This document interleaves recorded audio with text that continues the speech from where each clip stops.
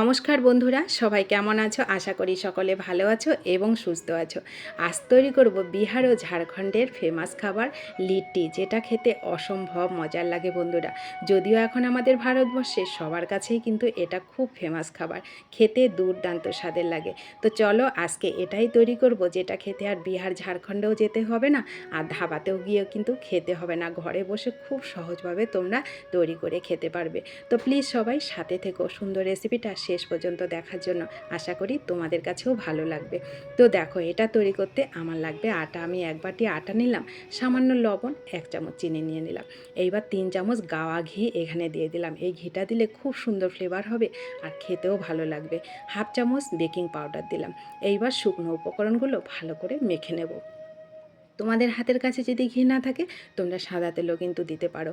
সাদা তেল দিয়েও হয়, কিন্তু ঘিটা দিলে খুব সুন্দর একটু ফ্লেভার হয়, খেতে ভালো লাগে। তো দেখো, এবার আমি শুকনো উপকরণগুলো মেখে অল্প অল্প জল দিয়ে এটাকে ডোটা তৈরি করে নেব। এই ডোটা কিন্তু খুব নরম হবে না, হালকা একটু শক্ত হবে কিন্তু সফট হবে।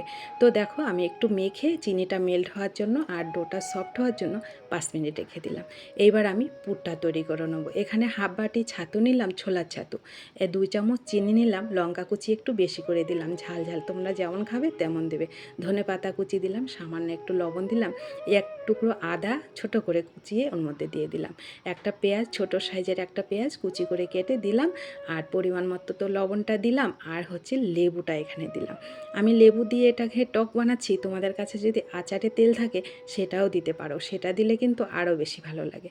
তো ভালো করে এইবার মেখে নেব। লেবুর রসে যদি একটু নরম নরম না হয়, তোমরা হালকা একটু কিন্তু জলও দিতে পারো।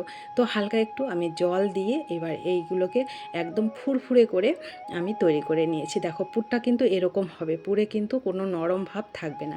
এইভাবে তোমরা পুরটা তৈরি করে নেবে। মানে ভেতরের পুরটা এরকম হলে খেতে বেশ ভালো লাগে। তো দেখো, আমার পুরটা রেডি হয়ে গেল। এবার যে ডোটা তৈরি করে রেখেছিলাম সেটাকে আরও 2 মিনিট ভালো করে মেখে সফট তৈরি করে এইবার ছোট্ট ছোট করে লেচি কেটে নিলাম। খুব ইজি তৈরি করা যায় বন্ধুরা, আর খেতে কিন্তু দুর্দান্ত স্বাদের লাগে।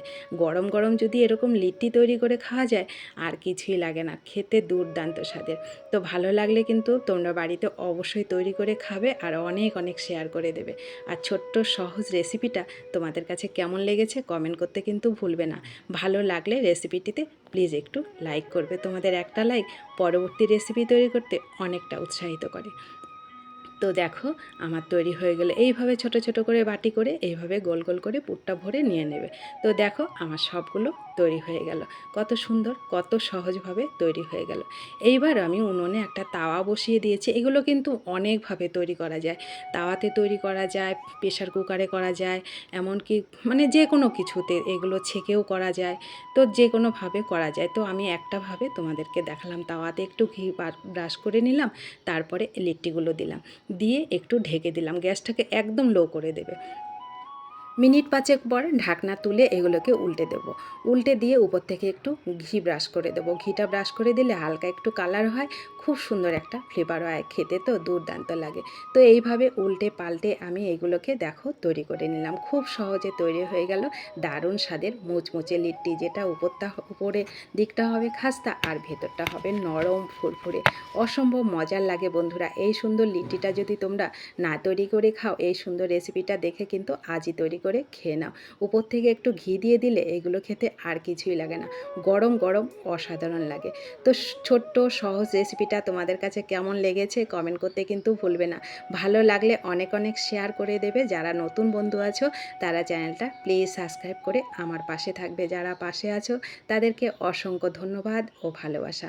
তো সবাই ভালো থেকো, সুস্থ থেকো। সুন্দর সহজ রেসিপিটা বাড়িতে অবশ্যই তৈরি করে খাবে এবং শেয়ার করবে। ধন্যবাদ।